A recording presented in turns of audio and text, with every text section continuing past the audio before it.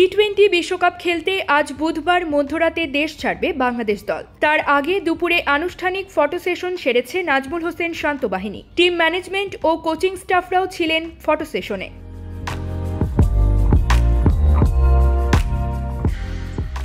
পরবর্তীতে যোগ দেন বিসিবির সভাপতি নাজমুল হাসান পাপন। আরও উপস্থিত ছিলেন cricket operations chairman Jalal Yunus, BCB CEO Nizamuddin Chowdhury Sujan. সর্বশেষ ওয়ানডে বিশ্বকাপ খেলতে ভারতে যাওয়ার আগে বাংলাদেশের সাদামাটা ফটো সেশন নিয়ে কম সমালোচনা হয়নি। তবে এবারের ফটো সেশনে স্যুট ব্লেজার গায়ে চাপিয়ে ফটো সেশন সেরেছেন স্কোয়াডে থাকা ক্রিকেটাররা।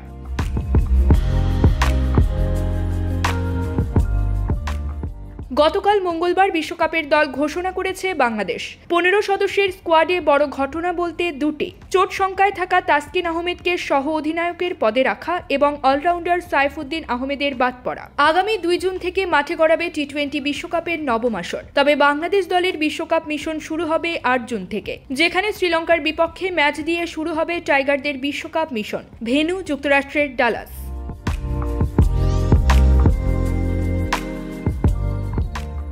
এরপর নিজেদের দ্বিতীয় ম্যাচে 10 জুন বাংলাদেশ লড়বে দক্ষিণ আফ্রিকার বিপক্ষে। নিজেদের তৃতীয় ম্যাচে 13 জুন নেদারল্যান্ডসের বিপক্ষে খেলবে টাইগাররা। এরপর 17 জুন নেপালের বিপক্ষে ম্যাচ দিয়ে গ্রুপ পর্ব শেষ করবে বাংলাদেশ। Sports desk, channel 16।